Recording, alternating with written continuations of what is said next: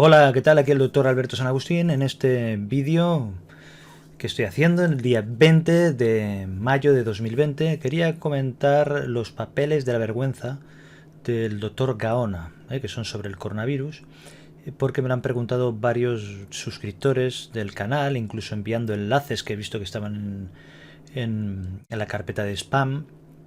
Y entonces esto me ha llamado la atención, ¿no? Voy a responder porque veo que hay bastantes seguidores de mi canal que siguen también el canal del doctor Gaona, que es un canal monotemático sobre el coronavirus.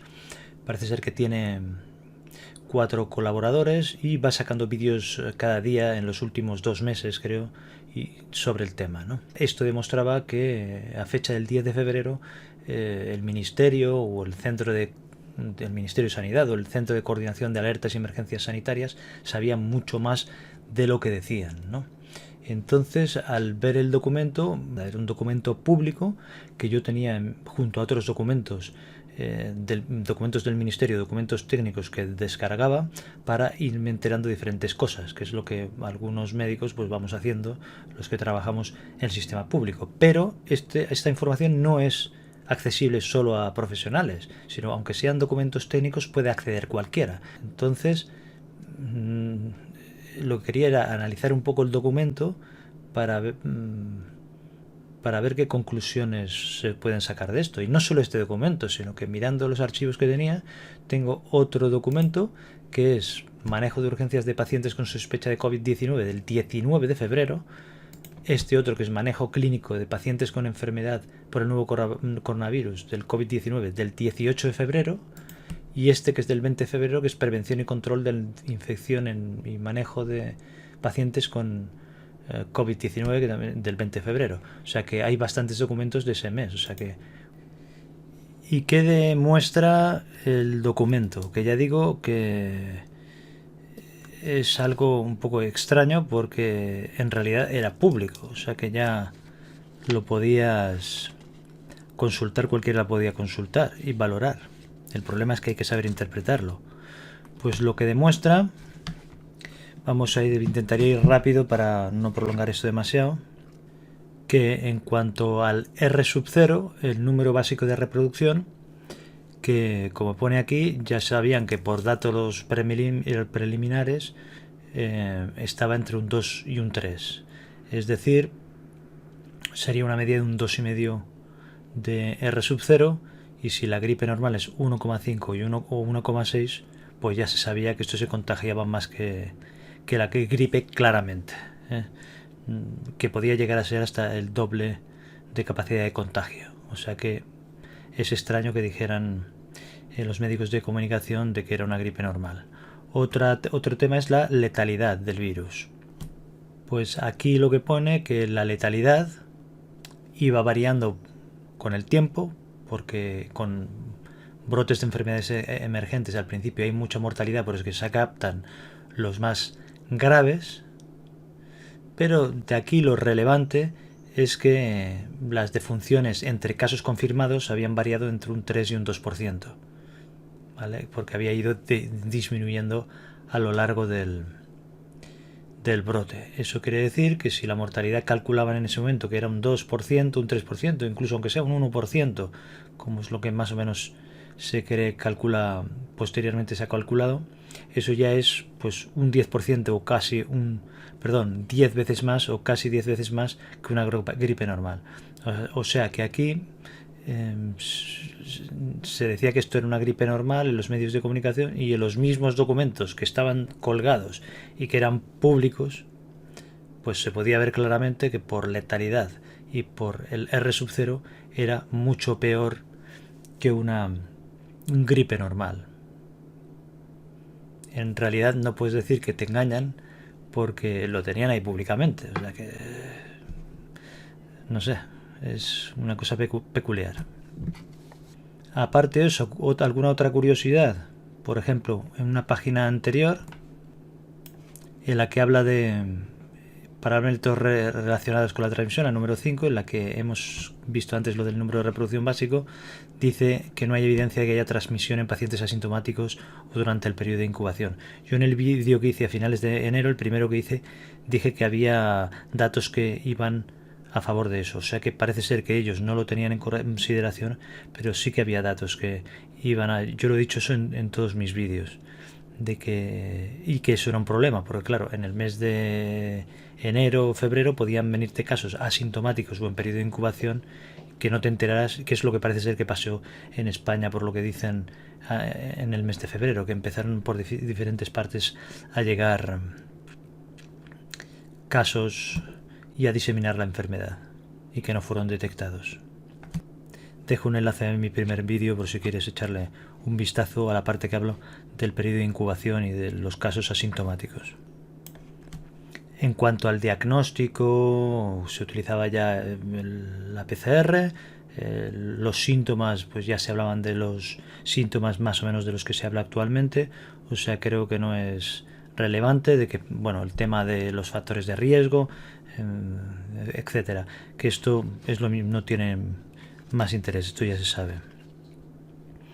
En cuanto a las medidas de prevención individual, las que se recomiendan habitualmente para enfermedades de estas respiratorias, o sea, nada especial. Las recomendaciones para el viajero también. El asistente individual, que es pues cuando se generan aerosoles, pues lo típico, lo que ya sabemos, lo de las EPIs o lo de utilizar las mascarillas de alta eficacia. Está claro que si en los centros de salud o en los centros sanitarios en general se hacen nebulizaciones o lavados broncoalveolares, intubaciones y cosas de este tipo, hay que utilizar FFP2, aunque luego había gente que decía que esto no hacía falta. FFP2 o FFP3. En las actuaciones en los puntos de entrada, es interesante que comentaban de que la OMS había dicho que había países en los que se habían establecido controles de temperatura en el punto de entrada. Sin embargo, el problema que tenía esto es que se podía pasar por alto a pacientes que están en periodo de incubación, es decir, que están asintomáticos, o viajeros que ocultan la fiebre pues porque han tomado paracetamol o algún antipirético. Entonces aquí es interesante que esto aquí no lo hicieron, que es un enfoque centrado en vuelos directos de las zonas afectadas podría ser más efectivo y requerir menos recursos.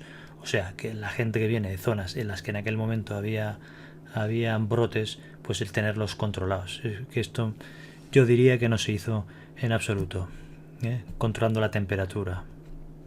Bueno, colaboración con las líneas aéreas y que tener en cuenta que la confusión que se puede generar con esto de la fiebre en el hemisferio norte, porque era la época de la gripe y de infecciones respiratorias diversas, aparte del coronavirus que se iba asociando. O sea que básicamente tenemos que se iba diciendo que esto era como una gripe normal por no alertar, supongo, o por no se sabe qué. Esto es lo que se hacía en los medios de comunicación y bueno, los documentos públicos que había colgados en el ministerio, pues se podía leer y deducir claramente que esto era algo bastante peor que una gripe normal. Y bueno, también hay estos otros documentos que tengo que llaman la atención por lo siguiente.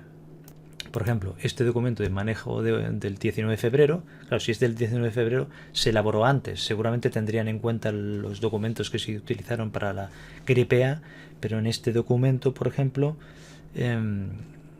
te hablan de cómo es un documento de 13 páginas que te hablan cómo manejar en urgencias estos pacientes. Y si te fijas aquí, llama la atención que hay bastantes sociedades científicas que colaboran. O sea que en ese momento empezaba a haber bastante movimiento y sabía que había una situación potencialmente grave.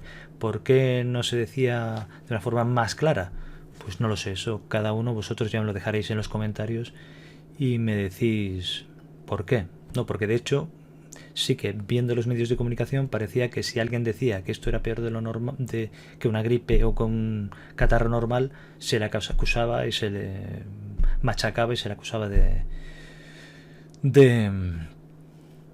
de alarmista, ¿no? Entonces llama la atención, porque ya habían sociedades científicas en ese momento, mucho antes, o 3 semanas o 4 antes de las manifestaciones estas masivas, que ahí sí que había ya bastantes más casos, pues había sociedades científicas que estaban elaborando estos documentos. Por ejemplo, aquí el índice te habla de bastantes cosas, ¿eh? De herramientas de triaje, de cómo ir seleccionando, cómo hacer la limpieza, el tratamiento de urgencias, cómo utilizar el equipo individual, cómo trasladarlo al paciente desde las urgencias extrahospitalarias, o sea que ya empezaba a haber mucho movimiento.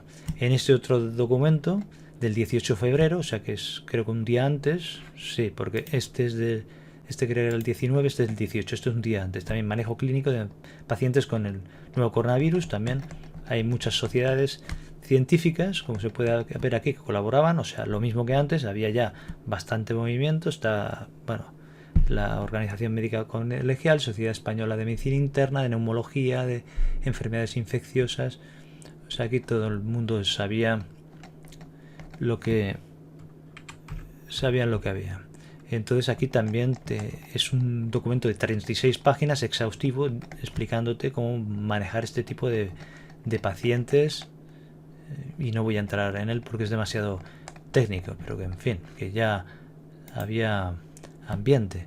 Otro documento, este es del 20 de febrero, prevención y control de manejo de la infección de pacientes con COVID-19, es un documento de 15 páginas, 20 de febrero, y también son documentos bastante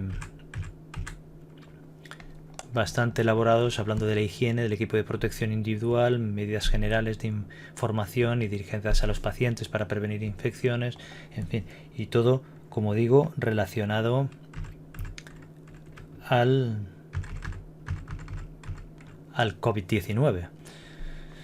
En fin, que para resumir, sí que es verdad que el día 10 de febrero se sabía de la situación que no era una gripe normal, que podía ser hasta 10 veces más letal que una gripe normal y que se podía contagiar a más velocidad, no te digo el doble, pero casi el doble de velocidad que una gripe normal. Entonces, bueno, es verdad. Ahora bien, también es verdad que esto es un documento público que estuvo ahí tiempo colgado en internet con los otros documentos, y que ahora hay otros que los van actualizando, y que esto era público, eso cualquiera podía meterse ahí. Entonces, bueno, ya me dirás lo que opinas en los comentarios de mis interpretaciones o mi lectura del tema. Y nada, un abrazo y hasta el próximo vídeo.